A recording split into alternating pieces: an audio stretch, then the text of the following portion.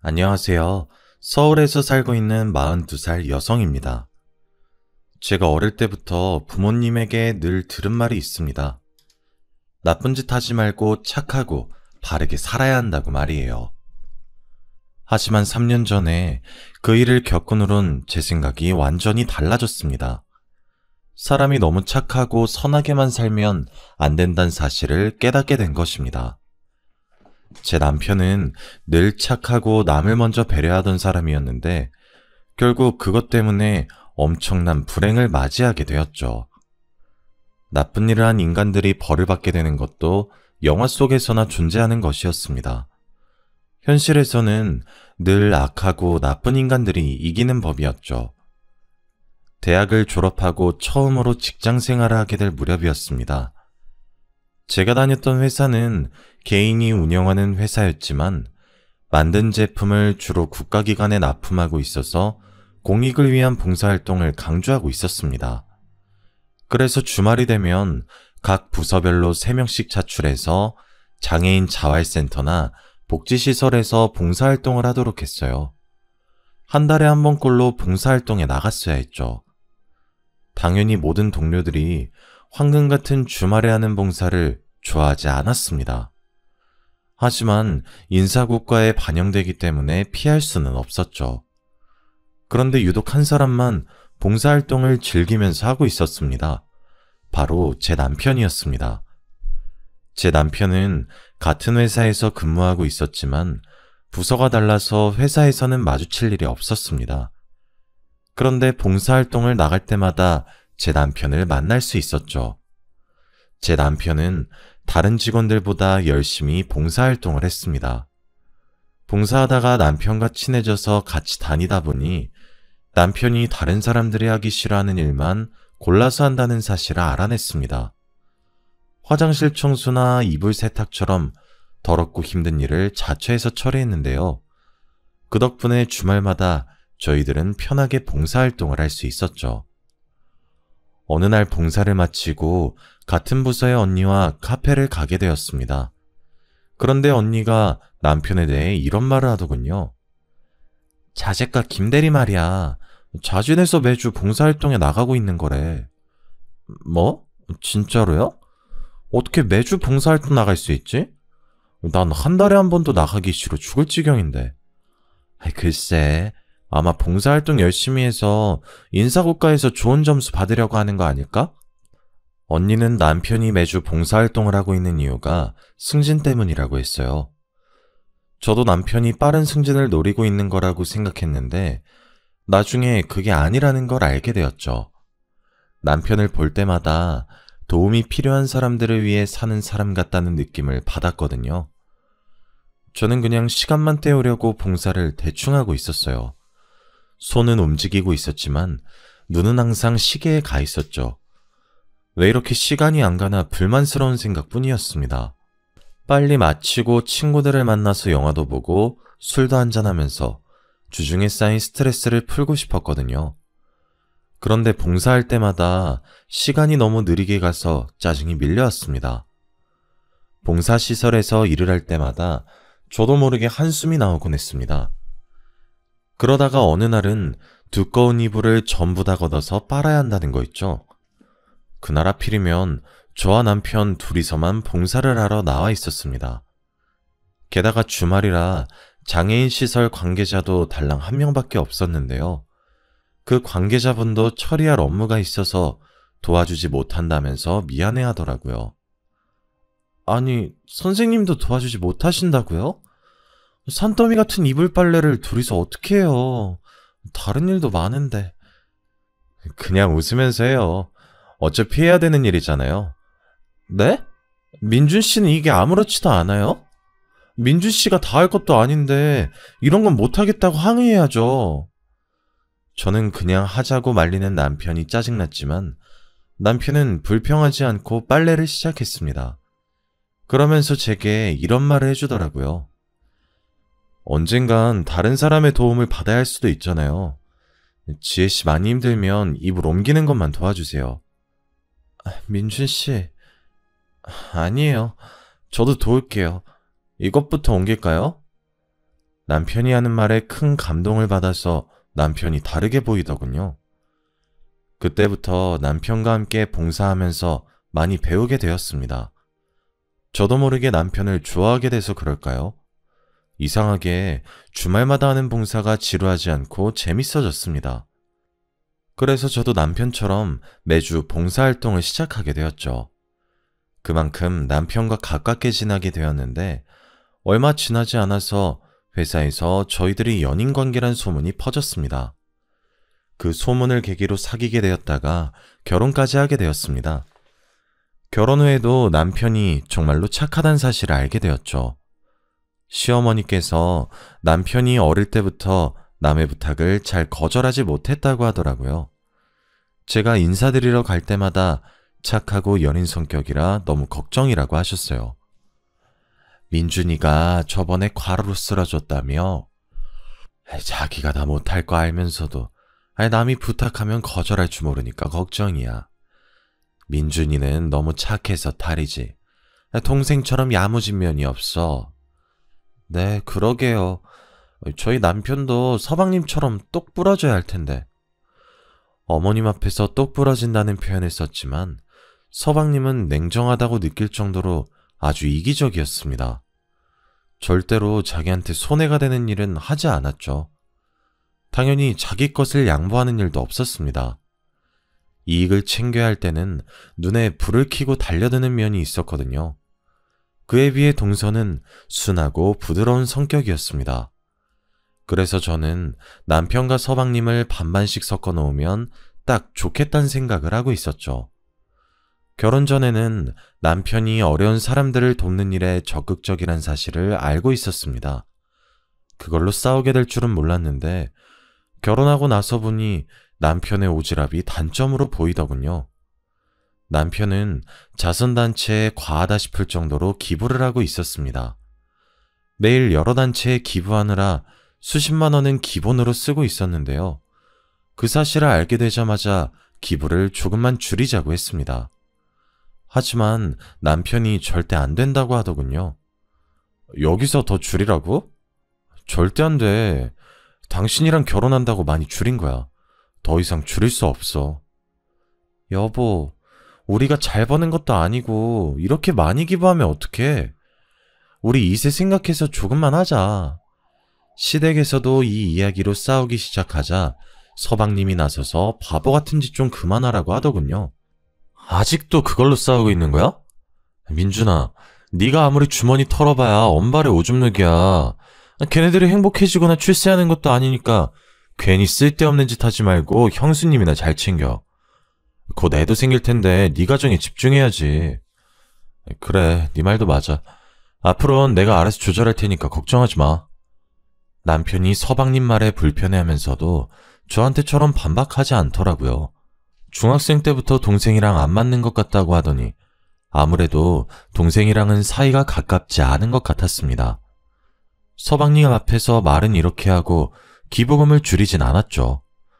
그러다 2년 뒤에 딸을 낳게 되었습니다. 확실히 자식이 생기니 남편도 달라졌습니다. 기부금을 줄이고 그 돈으로 새로운 통장을 하나 만들더군요.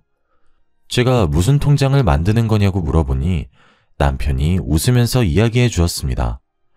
이 통장은 우리 하늘이 위한 거야. 기부금 좀 줄이고 우리 하늘이 초등학교 졸업할 때까지 대학 등록금 좀 모아보려고. 나도 따로 모으려고 했는데 잘 됐다. 우리 같이 모으자. 앞으로 얼마씩 모으면 될까? 남편이 기부금을 줄이고 등록금을 모으겠다고 하니까 너무 기분 좋더군요. 남보다 가족들의 미래를 챙기겠다고 나서니 저로서는 반가운 일이었습니다. 그러다 제가 딸을 낳은 뒤로 몸이 약해져서 회사를 그만두게 되었습니다. 전업주부로 육아와 남편 뒷바라지에만 전념하기로 했는데요. 젖먹이 딸을 키우는 일은 생각보다 쉽지 않았습니다. 1년 정도 육아 스트레스에 시달리며 밤마다 울면서 보채는 딸 때문에 매일 잠을 설치게 되었습니다. 잠을 못 자게 된 만큼 신경도 예민해졌는데 남편이 옆에서 도와주어서 다행이었습니다. 돌을 넘긴 딸이 걸음마를 시작하면서 스트레스도 한결 줄어들었죠. 그러다 2년 후에 서방님이 대전에 있는 지사로 발령을 받게 되었습니다. 동서와 주말 부부가 되었다는 소식에 동서와 시간을 보내게 됐죠. 처음 두어 달은 매주 서울로 올라와서 동서와 저희 부부 셋이서 식사를 같이 하게 되었습니다. 그렇게 몇 달이 더 지나자 일이 바빠졌는지 서방님이 한 달에 한 번만 서울에 올라오겠다고 하더군요. 그만큼 동서와 식사하거나 같이 어울리는 시간이 많아졌습니다. 그런데 그때부터 남편의 행동이 이상해지기 시작했어요. 남편과 동서 사이가 뭔가 수상하다는 느낌이 들었거든요. 동서에게서 전화가 오는 일이 잦아지고 있었습니다. 이상하게 동서에게 전화가 오면 남편은 제 눈치를 보면서 전화를 받았어요. 재수씨, 네네, 지금 통화가 곤란하니까 제가 다시 전화드릴게요. 제가 전화 받아도 된다고 말해도 나중에 걸겠다고 하더군요. 그렇게 전화를 끊은 남편은 저 몰래 동서와 전화를 했습니다. 남편이 동서와 수시로 전화통화를 한다는 것도 이해가 안 됐지만 제가 없는 틈을 타 귓속말을 하는 모습을 보여주기도 하였습니다. 그러다 얼마 뒤 뜻밖의 장면을 보게 되었죠. 시어머니 생신이라 가족들이 다 같이 식사를 하기로 한 날이었습니다. 제가 식당을 예약했는데 갑자기 서방님이 급한 일이 생겨서 서울에 못 온다는 연락을 하셨습니다. 저는 그러려니 하고 시어머니 생신 축하 인사를 드리고 즐겁게 식사를 하고 있었죠.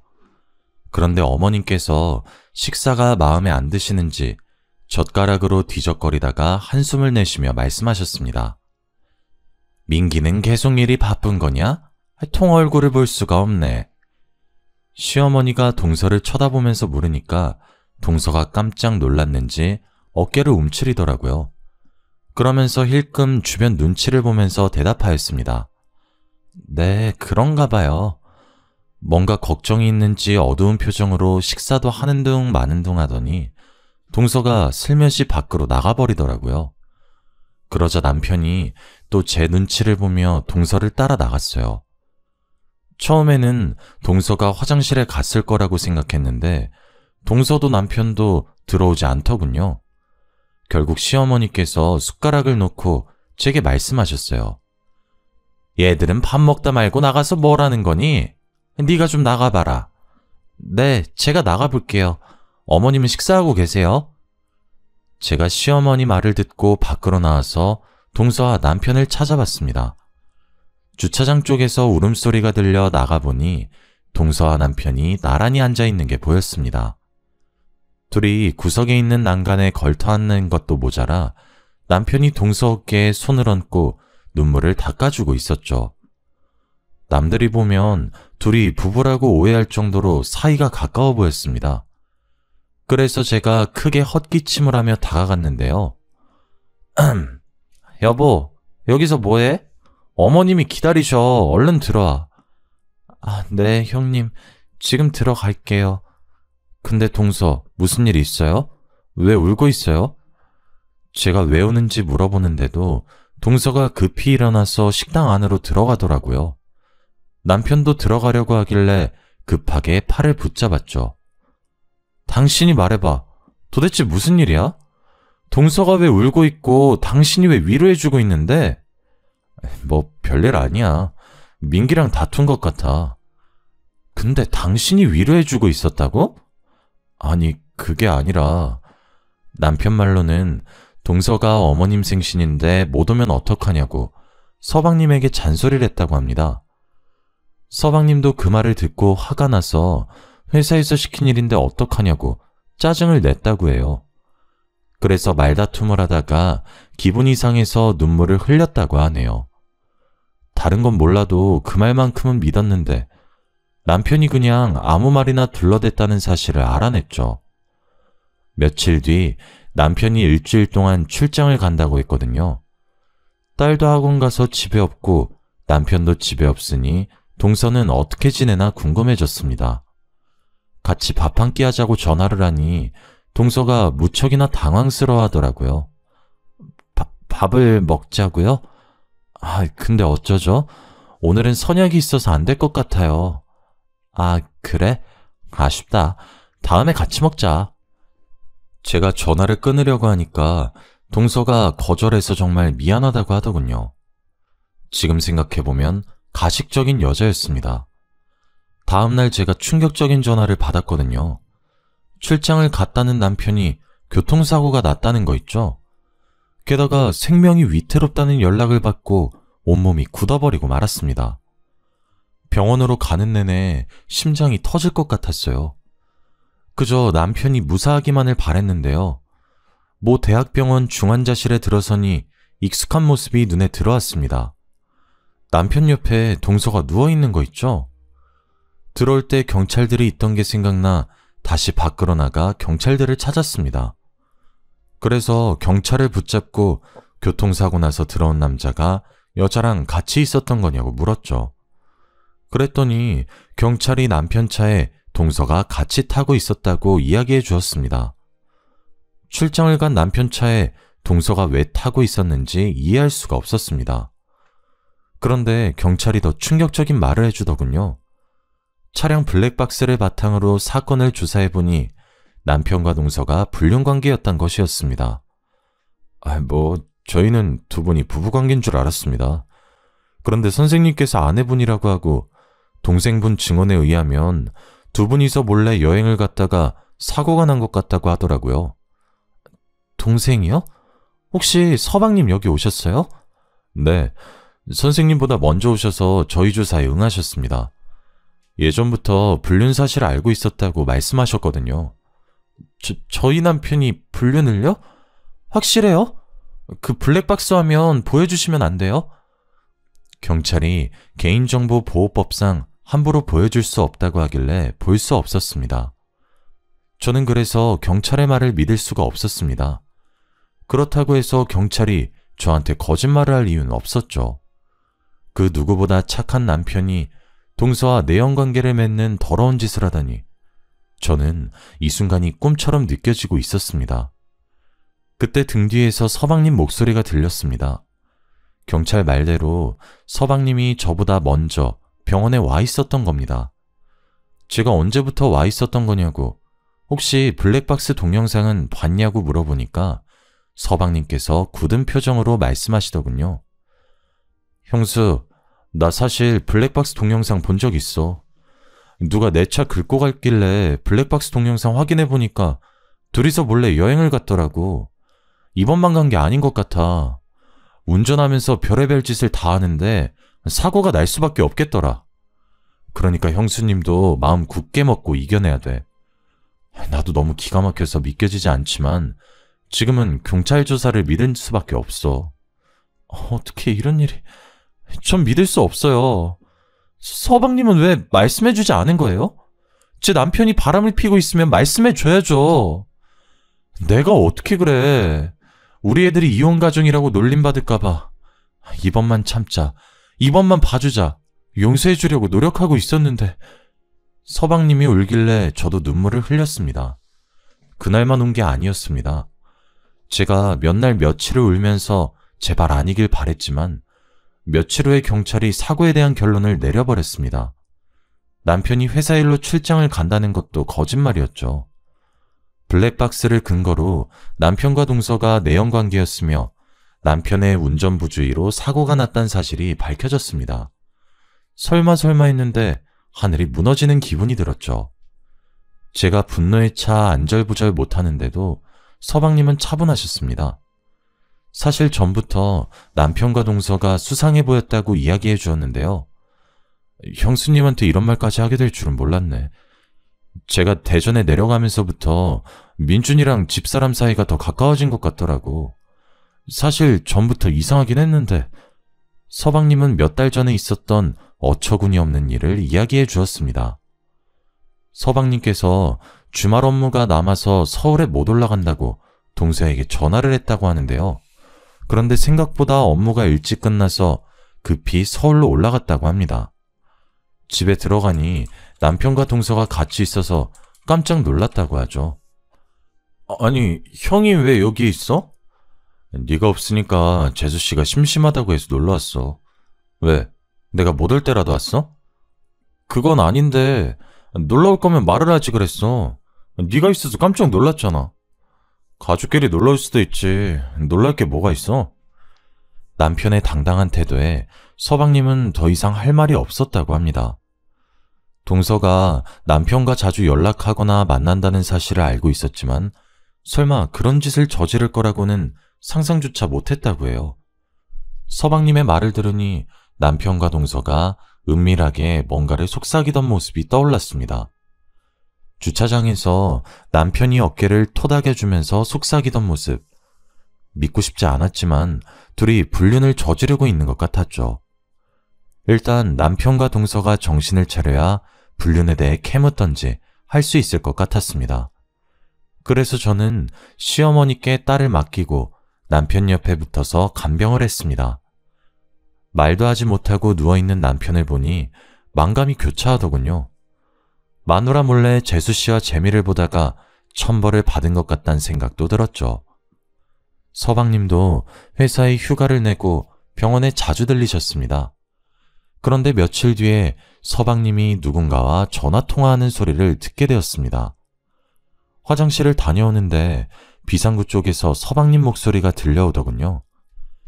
아씨, 조금만 더 기다리라니까. 의사가 그러는데 둘 다 의식 돌아올 가능성이 거의 없대. 그러니까 안심해. 하여튼 저것들이 빨리 없어져야 마음 놓을 텐데. 그 말을 듣는 순간 등골이 섬찟해지더라고요. 그날만 그런 것이 아니었습니다. 서방님이 자리를 비운 날 담당 간호사가 제게 다가오더니 간호사실로 따라오라고 하는 거 있죠? 그 간호사를 따라가자 제게 이상한 말을 해주었습니다. 일주일에 한두 번 오시는 분, 김민준 보호자분 동생 되시죠? 그 보호자분 진짜 이상해요. 형님분 휴대폰에 엄청 집착하더라고요. 네? 서방님이요? 네, 김민준님이 병원에 실려온 첫날에 핸드폰부터 챙겼어요. 교통사고 났는데 어디 다쳤나, 숨은 붙어있나 확인도 안 하더라고요. 그리고 그분이 어떤 여자와 전화통화하는 것도 들었는데요. 간호사가 우연히 병원 복도에서 서방님이 전화통화하는 걸 들었나 봅니다. 휴대폰에서 여자 목소리가 들렸다고 하더라고요. 일부러 사고를 내고 숨기고 있다는 것 같다는 말에 손발이 떨리기 시작했습니다. 아무래도 이상한 느낌이 들어서 사모님에게 말씀드리는 거예요. 그런데 대전에 있는 분이 어떻게 서울에 있는 사모님보다 먼저 병원에 올 수 있을까요? 가만히 생각해보니 간호사 말이 맞았습니다. 게다가 서방님의 수상한 행동은 여기서 멈추지 않았습니다. 제가 서방님을 보자마자 남편의 휴대폰을 달라고 했습니다. 서방님이 저희 남편 핸드폰 가지고 계시죠? 남편 물건이니까 제가 가지고 있을게요. 갑자기? 나 집에 두고 왔는데? 그럼 지금 가서 가지고 오세요. 대전 숙소에 있다는 말이었는데 거기까지 다녀오라고? 형수한테 무슨 일 있었어? 아니, 그게 아니라 남편 핸드폰 보고 싶어서 그래요. 그 사람이 속도 위반하거나 신호 위반할 사람이 아닌데 갑자기 사고가 나서. 설마 나 지금 의심하는 거야? 지금 무슨 소리 하는 거예요? 제가 왜 서방님을 의심해요? 근데 왜 핸드폰을 보고 싶어 해? 핸드폰에 무슨 증거라도 남아있을까봐? 내가 확인해봤는데 아무것도 없었어. 그렇다면 다행이지만 남편 사진이라도 건지고 싶어서 그래요. 저한테 남편 사진이 별로 없어서. 그래? 그럼 내가 줄게. 나 형 사진 많이 있어. 서방님, 이렇게까지 안 주는 이유가 뭐예요? 그냥 줄 수 있잖아요. 너야말로 이상하다? 왜 자꾸 핸드폰을 달라고 하는 거지? 제발 주세요. 우리 하늘이가 가지고 있고 싶다고 했어요. 정말 서방님이 뭔가 숨기고 있다는 생각에 눈물이 나오더라고요. 막장 드라마 같은 일이 나한테 일어나다니. 이 상황이 믿겨지지 않아서 제발 아니길 바라며 눈물로 호소했습니다. 제가 제발 달라고 하니까 그제야 대전에서 올라오는 길에 가져다 준다고 하더군요. 제가 혹시 몰라서 대전에서 온다는 날에 꼭 가져오라고 전화했는데 깜빡 잊었다고 하였습니다.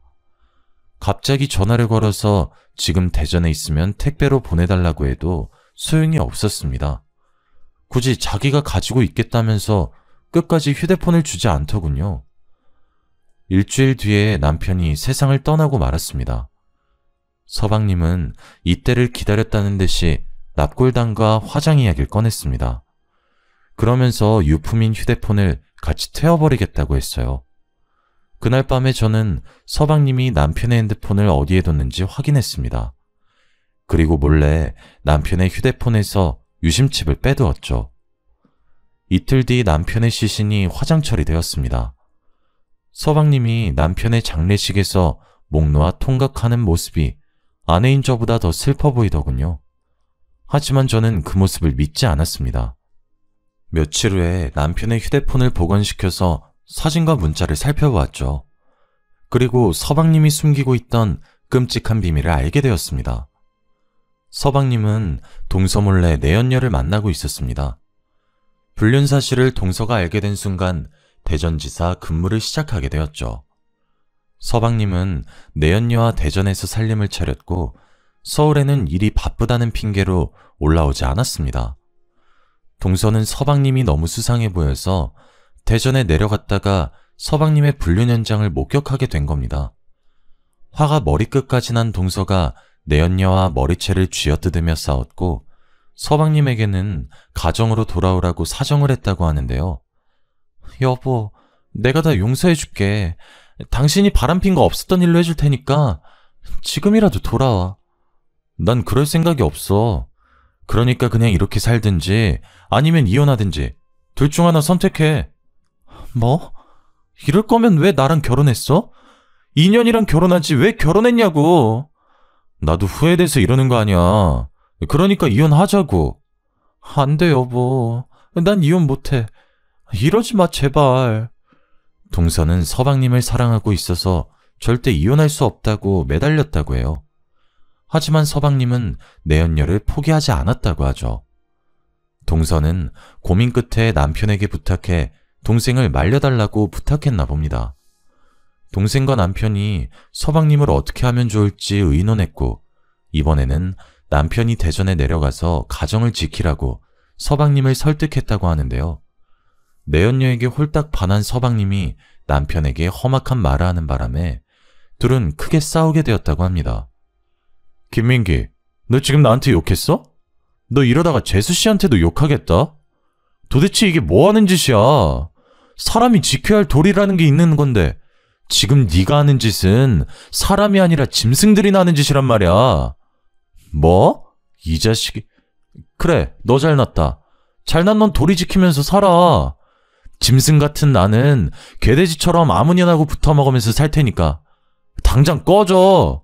잠깐만 민기야. 이러지 말고 대화하자. 어? 남편은 서방님한테도 쫓겨나고 있는 와중에도 어떻게든 설득하려고 했습니다. 문자나 전화통화에도 이런 흔적이 남아있었죠. 대전에서 벗어나 집으로 다시 돌아가는 길에도 제 남편은 동서를 위로하기 바빴죠. 그 녹취록이 핸드폰에 다 남아있었습니다. 제일 최근에 찍힌 문자 내역을 보니 남편이 마지막 방법을 쓰러 가자고 제안한 대화가 남아있었습니다.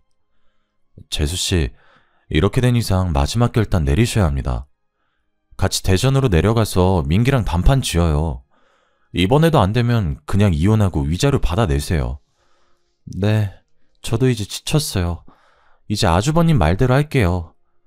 그날 바로 날짜를 잡아서 대전에 내려가기로 한 내용을 보는데 가슴이 찢어질 것 같았습니다. 며칠 뒤에 남편이 동서를 태우고 대전에 갔다가 사고를 당한 것이었습니다. 서방님이 뉘우치고 내연녀를 포기했으면 이런 일은 없었을 겁니다. 휴대폰에는 남편이 서방님에게 보낸 마지막 문자가 남아 있었죠. 민기야, 지금 대전에 왔어. 어디로 갈까? 땡땡 식당으로 와. 그 여자랑 같이 나갈 거니까 우리 사자 대면에서 오늘 결판 내리자. 우리 이렇게 된 거 좋게 끝내자. 재수 씨랑은 연인이었고 가족이었잖아. 좋게 끝내면 나중에 탈도 없을 거야. 그러니까 너무 싸우지 말자. 어? 그 문자를 보니까 눈물이 그치질 않더군요. 저는 남편에게 속은 게 아니라 서방님에게 속고 있었던 겁니다. 파렴치한 불륜을 저지른 건 서방님이었던 거죠. 그 사실을 숨기려고 남편의 휴대폰을 감춰버려 놓고 연기를 하다뇨. 남편의 사고도 분명히 서방님과 관계가 있다는 생각이 들었습니다. 그 전화통화, 서방님의 행동이 너무 수상해 보였거든요. 그러다가 제 예감이 맞다는 사실을 알게 되었습니다. 제가 실마리를 찾으려고 남편과 서방님, 그리고 동서와 내연녀가 마지막으로 만났던 식당에 가보기로 했습니다. 그리고 식당 주인을 불러달라고 말하고 남편 사진을 보여주면서 물어보았죠. 혹시 이 사람들 기억하고 계시나요? 얼마 전에 이 사람들이 여기 왔었는데. 제가 서방님이랑 동서 사진까지 보여주니까 주인이 무언가 생각난 눈치더라고요. 네, 기억나죠. 근데 혹시 무슨 일이라도 생겼나요? 식당 주인이 조심스럽게 제게 물었다가 남편과 동서의 교통사고 소식을 듣고 깜짝 놀랐습니다. 그리고 주인이 경악스러운 말을 내뱉는데 그 말을 듣고 당장 경찰서로 달려갈 수밖에 없었죠. 제가 경찰들을 데리고 서방님의 집에 들이닥치자 서방님이 내연녀와 같이 낄낄거리다가 벌떡 몸을 일으켰습니다. 뭐야? 당신네들 이렇게 들어오는 게 어딨어? 김민규 씨, 당신을 살인 혐의로 긴급 체포합니다. 출동한 경찰들이 살인 혐의로 서방님의 손목에 수갑을 채웠고 내연녀도 경찰서로 끌려가게 되었습니다. 경찰서에 도착한 서방님과 내연녀는 뻔뻔스럽게도 살인이라니 말도 안 되는 소리 하지 말라고 큰 소리를 치더군요. 하지만 경찰이 식당 주인의 진술한 녹취한 파일을 들려주자 둘의 얼굴에서 핏기가 사라지고 말았습니다. 식당 주인 증언에 따르면 식당에 도착한 네 사람이 처음에는 크게 말다툼을 했다고 합니다. 가정을 포기하는 한이 있어도 이 여자 절대 포기할 수 없어. 그러니까 지금 당장 이혼하자고. 뭐? 지금 당장 이혼하자고? 웃기지 마. 이혼 소송에서 당신이 가진 돈 전부 다 위자료로 받아낼 거야. 서방님은 합의 이혼을 하자고 했지만 남편과 동서는 위자료를 청구하겠다고 맞선 겁니다. 이혼 소송할 변호사까지 구해뒀다는 말에 서방님과 내연녀가 밖으로 나가서 뭔가 밀담을 나눴다고 하는데요. 그 밀담을 식당 주인이 듣게 되었다고 합니다. 고기를 구울 숯불을 피우느라 밖에서 일하고 있었는데 서방님과 내연녀는 누가 듣고 있는 줄 몰랐던 거죠.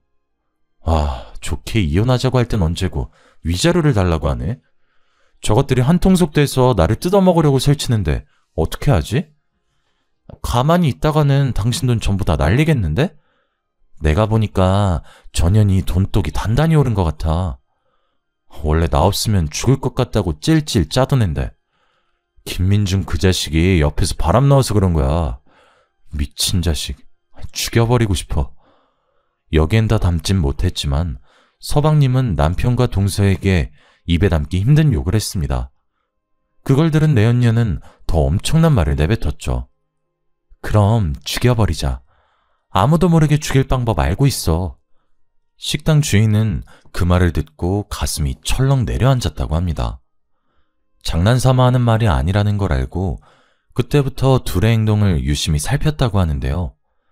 내연녀가 약국으로 달려가자 자리로 돌아온 서방님이 동서에게 갑자기 원하는 만큼의 위자료를 주겠다고 약속했습니다.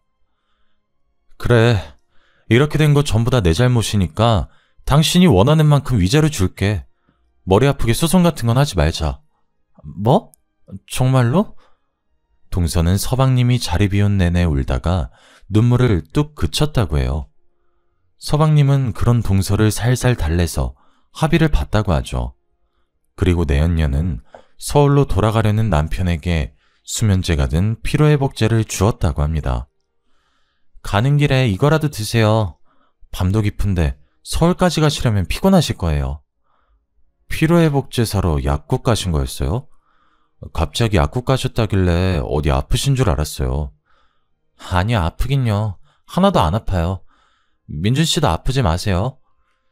식당 주인이 아프지 말라는 말을 듣는 순간 피로회복제 속에서 뭔가를 집어넣어 놓고 착한 척 미소 짓는 내연녀의 모습이 무서웠다고 말해주었습니다. 그리고 남편과 동서가 서울로 출발하자 그 인간들도 급하게 차를 몰고 같은 방향을 갔다고 하죠.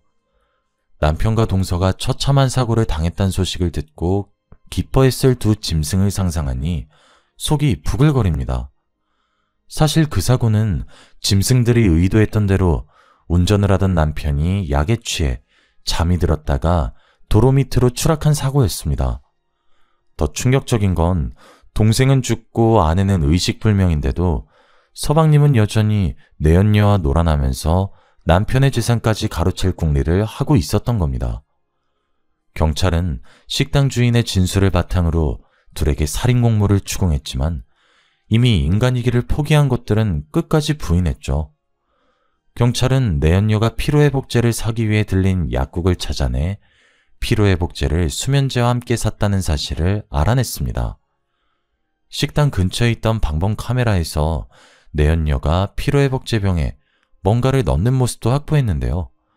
결국 경찰 내에서 서방님과 내연녀는 공모해서 의도적으로 남편과 동생을 살해했다는 결론이 났습니다. 검찰은 둘을 살인 및 살인 미수 혐의로 구속했습니다. 아무리 여자에 홀렸다고 하더라도 어떻게 내연녀 말만 듣고 친동생과 아내를 죽일 수 있을까요? 서방님 생각을 할 때마다 소름이 끼치고 눈물밖에 나오지 않습니다. 그런데 어처구니 없게도 그 인간들은 재판 결과 실형을 선고받았는데 형벌이 너무 무겁다면서 항소를 했다고 하네요. 항소 결과로 제발 형벌이 가벼워지지 않길 바랍니다. 이렇게 안 좋은 소식만 들리던 와중에 동서가 드디어 의식을 회복하게 되었습니다. 그런데 동서가 사고 이전에 있었던 기억을 다 잊어버린 것 같더라고요. 서방님이 바람피기 전까지만 기억하고 있어서 마음이 아팠습니다. 내가 왜 병원에 있는 거지? 형님, 우리 그이는 어디 갔어요? 그이랑 같이 드라이브 하고 있었던 것 같은데 기억이 안 나. 우리 남편이랑 애들은 안 다친 거죠? 동서, 그게 아니라 동서에게 서방님이 바람피고 있었고 위자료 때문에 동서를 죽이려고 했다고 말할 수 없었습니다. 결국 고민 끝에 동서에게는 서방님이 해외 출장 갔다고 둘러댔습니다. 그리고 동서가 완전히 회복되면 진실을 말해줘야겠죠. 의사는 동서의 회복 속도가 생각보다 빨라서 시간이 지나면 혼자서 걸을 수도 있을 거라고 하더라고요. 저는 동서한테 어떻게 말하면 좋을까요? 사실 동서를 보러 병문안을 갈 때마다 죄책감이 생깁니다. 우리 그이는 왜 안 오는 거냐고 전화라도 해보자고 저를 보채고 있거든요. 그렇다고 해서 갑자기 진실을 이야기해주면 충격받아서 쓰러질까봐 걱정이 됩니다. 아예 처음부터 진실을 말해줄 걸 그랬나 봐요. 어젯밤부터 계속해서 후회가 되네요. 여러모로 마음이 불편해져서 이렇게 사연을 보내봅니다. 제가 어떻게 하면 좋을지 조언해 주시면 감사드리겠습니다.